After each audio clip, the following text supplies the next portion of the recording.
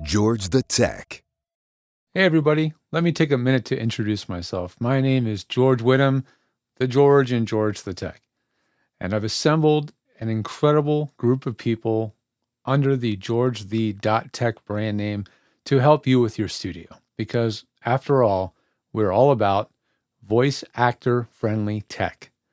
And to that end, I kind of want to give you an idea about what a home studio for voiceover basically comprises of.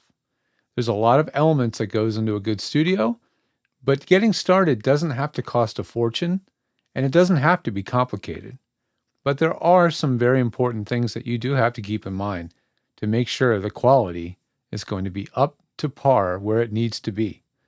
Because you have to impress your client with not only your acting, but your sound quality. So let me go through a document actually I have on our website in the blog, which is called Top 10 Things to Know Before Starting Your VO Home Studio. Now, if you want to read through it painstakingly, you're welcome to do that. Head over to the blog. I'll make sure it's easy to find on this video link or linked below this video. But let's start with what I think is the number one most important thing, and that is room acoustics. Whatever the space you're going to record in, it has to have some important factors considered to sound good for recording. First of all, if it's a small space, like a closet, which is a really popular place to record, you have to make sure there's no reflections or resonances that cause sound to bounce off hard surfaces and then come back into the microphone. That colors the sound of your voice so that the mic isn't hearing your voice in a clear, pure way, but rather a version of your voice that's been reflected around or bounced around inside that space. So it's super important to make sure that we take care of that. Now, whether the room is small, like a closet, or just a spare room in your home or an office, they all need to have treatment. And my favorite way to treat a larger space, if you don't want to have to go crazy with a lot of panels and carving out a spot in your room where you're going to hang things from the walls and the ceiling, is something like this, the tri-booth. Here's a picture of a tri-booth set up with all the necessary equipment to record voiceover. And for the rest of this presentation, I'll be using that as an example of what I would like to see in your voiceover booth, whether it's a tri-booth, a closet, or a makeshift tent made out of blankets. So make sure your acoustics are sorted out. And if you're not sure if you got it right, get a sound check. We'll make sure you've got whistle. That is audio that sounds like what it's supposed to sound like. We'll help you with that. So acoustics is number one. It's the most important thing that's going to determine how your sound quality actually sounds to the client. Next is mic technique. Now, mic technique is really kind of like figuring out what camera lens to use on the camera and where to put that camera, right? I love to use the analogy of photography and video when explaining sound and acoustics because people seem to be able to conceptualize it better or have a better chance at kind of connecting the dots between these concepts when you relate it to something video related. So if the room acoustics is the lighting for an image, that's a big part of it. You can't get a great image without good lighting. Then the mic technique is choosing the camera lens and how far away to place the camera, right? So we're going to make sure we have our microphone placed out of the view of your script and out of the pop zone so that plosives, PPP, don't hit the microphone. Now, distance from the microphone is going to vary. If you have a larger space like I do, you can have the microphone as far away as this. This is sort of that hang 10 Shaka sign, and it kind of gives you a starting point gauge as to your microphone distance. That could be up to about 8 inches. Now, if you're in a smaller room with a lower ceiling, you're going to want to start getting closer to that mic. You might be somewhere around here, a thumb and a fist. If you'll notice, as I get closer to the microphone, and now I'll get up to a fist width away, the sound gets warmer, richer, more low end. That's called proximity effect. And the closer to the mic you are, the more of it you're going to get. So finding that balance somewhere between here and somewhere out here is what's going to determine your sound quality. So mic technique, super important. Keep it out of your script. Don't let plosives hit your microphone, and get that clear, clean sound without too much roominess that occurs when you're too far away from the mic. Next thing to concern yourself with is noise level, or how loud is the background noise. We also call it the room tone. When there's audio without your voice, what's going to be heard in that audio? What's going to be heard in the room tone? And that is also very, very important to consider, because what may sound like a quiet space to you will not be so quiet once you start recording and listening back to the audio. All day today, for example, I've had airplanes interrupting me as I try to record this demo. I'm not doing it in the booth behind me. I'm doing it in my office because I want it to be a comfortable presentation space, and sound quality isn't paramount for this production. But if I really, really was concerned about sound quality and making sure I have quiet on demand so that when a session happens live, let's say I'm being interviewed, or I'm going to be appearing on a live show, or I'm being recorded for a job remotely, I'm going to do that in my isolation booth, which I have behind me. That's going to ensure I can control that noise level far more effectively than these old single pane glass windows in my apartment in Venice, California.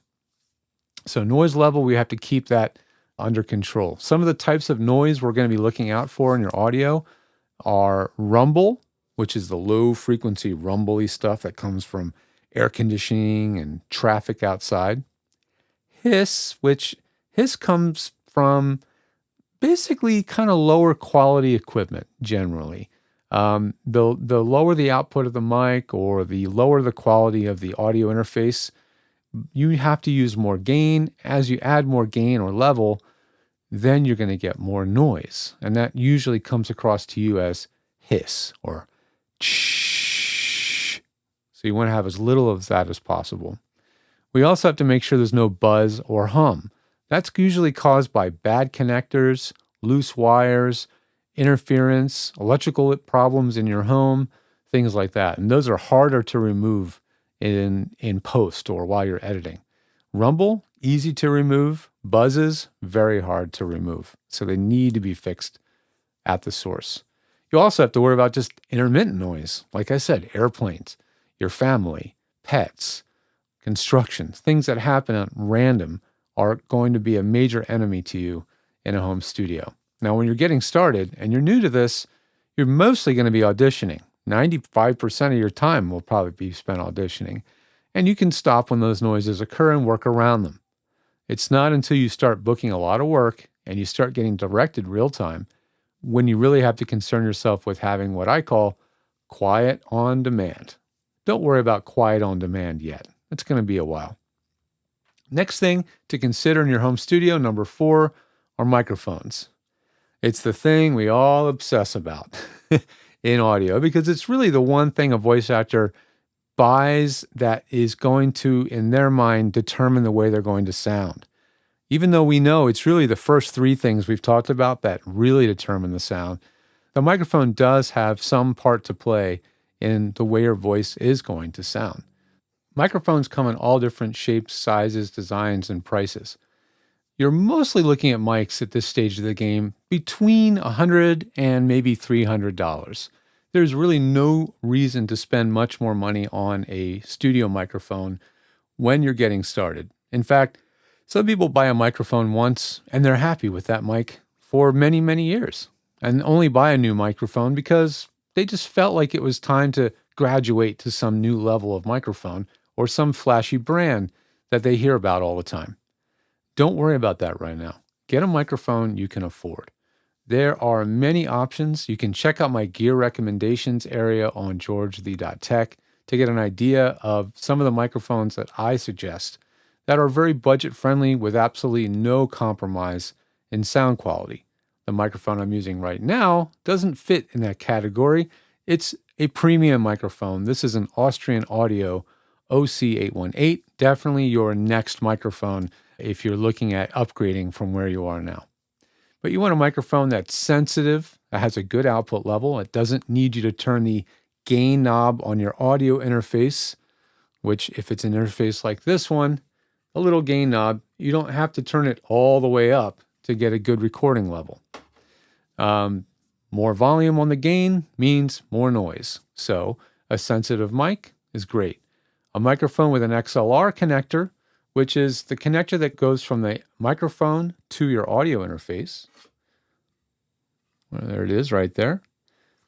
That's the kind of microphone we generally recommend that you get, a studio condenser mic. Does it mean a USB mic isn't going to work? No. In fact, there's great USB mics coming out all the time at friendly budgets, like this Rode NT-USB right here. That's the second generation. I think that's the Plus. It does sound really, really good. I also have a new one that came recently, and I haven't even tested it yet. So you'll be hearing about this later on. And that's the Sennheiser Profile USB microphone. This one's neat because it even comes with its own integrated microphone arm, right? Does that mean USB is not professional? It depends. It depends on point of view. It depends on the clientele that you're working with and their understanding of sound and what's important to them.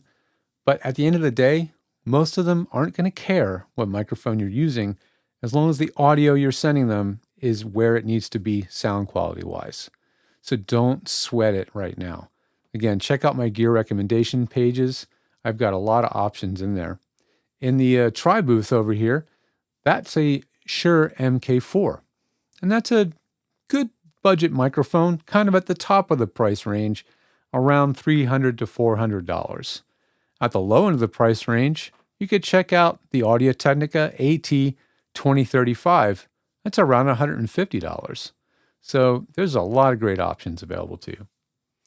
You want to also make sure that you're buying the microphone from a reputable reseller or retailer, one that's going to have a return policy, one that's going to provide some kind of support in case something is weird or wrong or the mic needs warranty repair. It's pretty rare with professional grade microphones that they need anything, but you want to have that support. Number 5, that's the audio interface. That's the way we get the audio from the microphone into the computer. And there is a huge range of options here over a very wide range of prices. Now, I recommend you guys keep it simple here. Now, over in the Tri booth, that happens to be actually quite an old product that's still actually available called the Shure X2U. The Shure X2U is beautiful because it's elegantly small and simple. It's very compact, it's portable, doesn't have a lot of controls and functions to confuse you.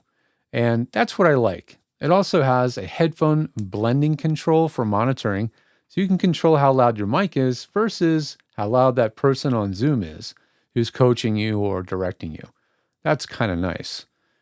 So you're just looking for audio interfaces that have gain control, a good headphone output, and that's really pretty much it. I recommend spending at least $100 on these. There are some new kind of questionable brands that have been coming out on Amazon. I would avoid most of those. Again, check out our gear recommendation page. Look for products made by Focusrite, Steinberg, Yamaha, Presonus. You can also go look at SSL. They make a really great one that I love a lot. And if you want to go upscale a little bit, check out Centrance, which is entrance with a C. They make incredible products like the MicPort Pro. I love the MicPort Pro. It takes that little X2U and just steps up everything in terms of quality and features.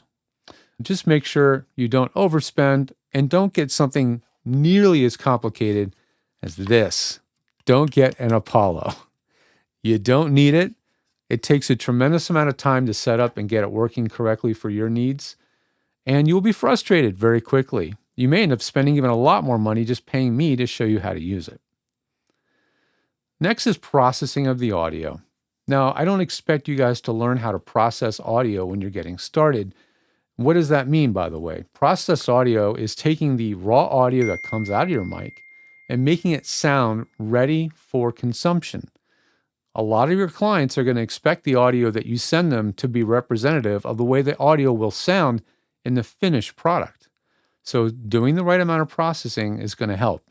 And don't worry, yeah, we do that too.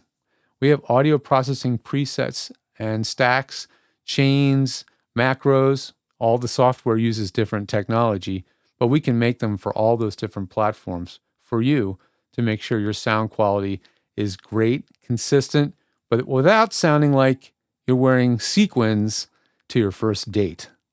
You don't want to be over the top outfits, over the top makeup, just the right amount to impress the client. And that's something we can do for you guys. Okay, next up in our list of things you need for your home studio, number 7, editing skill. Okay, we're not going to be editing together a masterpiece right now. Really, what you're going to be doing is learning how to trim off heads and tails. That's the audio before and after the actual script, and possibly removing an occasional mistake or a flub in your audition. You've dropped a word, you've made a mistake, you want to retake that. Learning how to take the new part and remove the old part and make it sound like you didn't edit anything is the trick in learning editing. You don't want anybody to know that you edited. Editing should be invisible. Kind of in the way that processing shouldn't be noticeable. You don't want people to know there's a bunch of processing on the audio and you don't want it to draw attention to itself. Same with editing. It should sound to them as though not a single edit was made. This is easy with audio, not so easy with video. When you watch this video, you'll notice there's edit points in the video because there are things we call jump cuts, and you'll see the video jump as an edit is made from one shot to the next. But with audio, you don't need to worry about jump cuts because there's no video to see. Your audio can be edited seamlessly and no one would have a clue that you made edits. So learning editing, at least the basics, is going to be important to you. And software that does not make that difficult is the key, which is why that's the next thing on the list. Number 8 is the recording software. Choosing recording software, it's kind of almost a religious thing. Now, recording software is not designed for voiceover actors, right? But there are some recording applications that are much more intuitive for recording and editing, which is what you're doing. You are not multi-track recording. You're not blending multiple layers of audio together, mixing them and moving things around in time. You're simply recording your voice, editing out the mistakes seamlessly, processing and delivering the files. Now, there's a lot of software that can do this, and some of it's even free. Audacity, it ain't bad. I'm telling you, this software can pretty much do everything. The thing I don't like about Audacity is you don't get support from Audacity because it's free software designed by a group of volunteers. So when you have technical issues that bite you in the butt, you don't have one person or a team that knows that software inside and out and understands how to troubleshoot you and fix your problem, right? On the other hand, checking out things like Adobe Audition, while it's a really great software, incredibly feature-rich, powerful, and beloved by many, is a subscription-based software. Not everybody wants to have an Adobe Cloud subscription to have software. It's not that expensive, but still, for some of you, $25 or more a month may not be really what you want to be doing right now. I highly recommend going with something called Twisted Wave. It's about as close to recording software that was designed for voiceover because my dear friend Bo Weaver, an established and very long-running voiceover actor, he got into Twisted Wave early on and talked to the developer and said, hey, I wish it did these things that would make editing and producing voiceover tracks so much easier. So very early on, the software had features added to it that makes your life easier as a voiceover actor. Well, not long after that, I got into the software, and since roughly 2008, I have been setting up Twisted Wave-based setups for folks with great success. And even better now, the version for Windows is coming. You can get the beta version for Windows totally free right now. The Mac version at $100 is a good value. And guess what? I got a deal for you. If you put in George Whittam, all one word, lowercase, when you buy your Twisted Wave license, you get $20 off. Boom. That license also is lifetime. You never will have to pay for that software again. You only would have to pay for new add-on features that Thomas, the developer, may add from time to time. The last one that you will hear people talk about is Reaper. I have training on Reaper on our website, as well as Twisted Wave, Audacity, and Audition. I will tell you, Reaper is for geeks, people that love technology, love customization, love to build things from scratch. Reaper is kind of like that. I definitely don't recommend it to the new voice actor. It's overwhelmingly complicated. The last two things we'll run through quickly are just making sure you have a good computer. Now, I'm a Mac person. I believe most of you should be on Mac because a Mac-based system means that there's integration between the system, the Mac OS, and the hardware, reducing the chances of things being not compatible or creating conflicts and confusion. Another thing about Mac is the system will not automatically update itself and possibly make something on your system become unfunctional. It won't update itself automatically, or worse off, upgrade itself automatically unless you want it to. I turn all those automatic updates off because I don't want a system that will update itself and then renders some software you need or audio interface you're using buggy or even no longer functional, right? Windows doesn't do this. Windows will constantly update itself and create havoc when you don't know why something has changed. So for that reason, I like Mac. Now, on the Mac side of things, you can start at $599 for a Mac Mini at the time of this video. That's the base model. And a Mac Mini M2 for $599 will absolutely cover your needs. It's an incredibly good value. And if you're coming from Windows, plug in your keyboard and mouse and monitors, all that stuff will work on that Mac Mini. Incredibly good deal. I like laptops. I like portability. So for that, the MacBook Air is the way to go. Do not buy the MacBook Pro or any of the higher end models. It's a waste of money. It doesn't matter. The base model Mac M1 or M2, the MacBook Air, is fast. It will be the fastest computer you have ever owned. And they start somewhere in the $1,000 price point. Very reasonable. Because if you look at Windows laptops that are of equal quality, that aren't even as fast, you're going to spend that much easily. Okay. Also, you don't want computers that are noisy. Don't buy things that are high-end, high-power gaming computers. They have big fans that make a lot of noise. That is the enemy. Do not have noisy computers. Every Mac I mentioned is silent. And lastly, number 10 is just being organized. Just making sure you have a way to find the files, keep them stored in logical places so you can find them easily. You're not clicking through 7 different layers of menus or folders to find things. And at the very worst, at least know how to use search on your computer to find those things when you can't find them.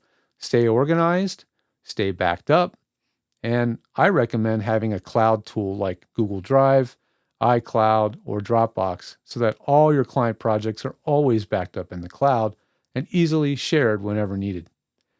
Well, those are the top 10 things to know about your home studio. If you need help with any of those things, you know where to find us, georgethee.tech. You can get started right over there and we'll guide you through the process. Well, I hope you continue your training journey with us, learning everything you needed to know technically, and I appreciate your time today. This is George Whittam, George the Tech. Come see us again.